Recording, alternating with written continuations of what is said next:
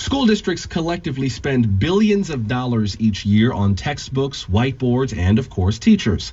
A lot of that money flows to a handful of textbook publishers like Pearson and Houghton Mifflin Harcourt to create content, tests, and test prep materials. But Silicon Valley entrepreneurs are trying to shake up this market. KQED's Katrina Schwartz has the story. Trace Erden is a research analyst who's been watching the education market for 20 years. He works at Wells Fargo. Everybody's waiting for the Facebook of education to come along. Erden's job is to help institutional investors make the right bets. The biggest mistake that I see and have seen for quite a while in this space is investors and entrepreneurs assuming things are going to happen a lot more quickly than they do. Education isn't an easy space to build a new business. It's bureaucratic, slow-moving, and political. That's why a lot of edtech entrepreneurs are bypassing all that, selling directly to teachers, parents, and even kids. I'm Mahita, and I did level 3 of the Space Troopers. So in the level, it's basically a maze, and you're trying to go through the maze without getting hit by the evil alien monster guys. Mahita Boba is one of about 15 kids demonstrating their computer programming skills to an audience of parents. She learned on a program called Tynker at a week-long camp run by the company. At $600 per camper, Tynker makes a little money and markets the Tynker at Home product to parents. That's the cheating word. Oh, that's a cheating word? Yeah. The camps are run by instructors like Kevin Elgin and target kids aged 8 to 13. Krishna Vendati is Tynker's CEO. He says parents see coding as a skill their kids are going to need. This is $1 trillion education sector, and parents are spending tons and tons of money on education. There is money out there. You just got to figure out, is your product valuable enough for them to pay for it? Already, more than 3,000 teachers across the country are using Tynker. They like it because the content is aligned to Common Core state standards and includes lesson plans. Vedati is betting that the freemium model, common with edtech startups, will work here.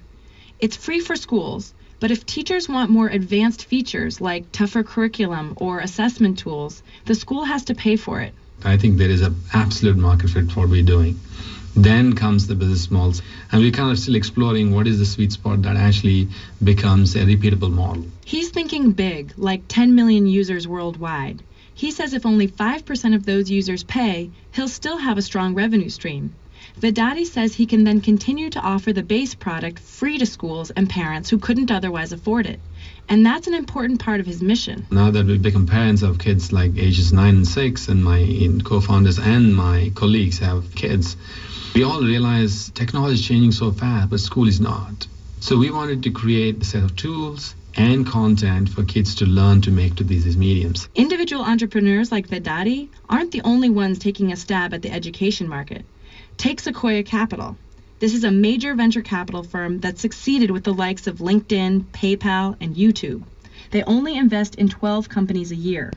Sequoia Capital partner Brian Schreier says this year 4 of the 12 were in edtech. There are clearly companies that are succeeding already. There is not only revenue, but profit. Sequoia invests in companies that bypass school districts and sell directly into the classroom. If your product becomes absolutely core to that market and to how people are educated, the opportunities to monetize tend to present themselves. In other words, get teachers to love the free product, prove its effectiveness, and districts will pay for it down the road. But could this actually disrupt the old education market? Trace Erden from Wells Fargo doesn't think it will hurt traditional textbook giants like Pearson and McGraw-Hill. The textbook publishers are absolutely paying very close attention to every little startup that gets funded and every application that's out there that's going into the classroom. Erden thinks most startups will run out of funding and the big publishers will buy the best ones at bargain prices. He says schools will be happy to buy from these established vendors. It's less risky. I think at some level, all of this investment will end up being productive in some way, even if the way it's productive is that at some point Pearson will buy them and bring them to market. And that could ultimately change the way kids learn. For many people working in ed tech, that's always been at least part of the goal. I'm Katrina Schwartz, KQED News. But what happens when different schools get different results from the same tech solutions? We'll tell that part of the story from Oakland this Thursday. I'm Joshua Johnson. More news online at kqednews.org.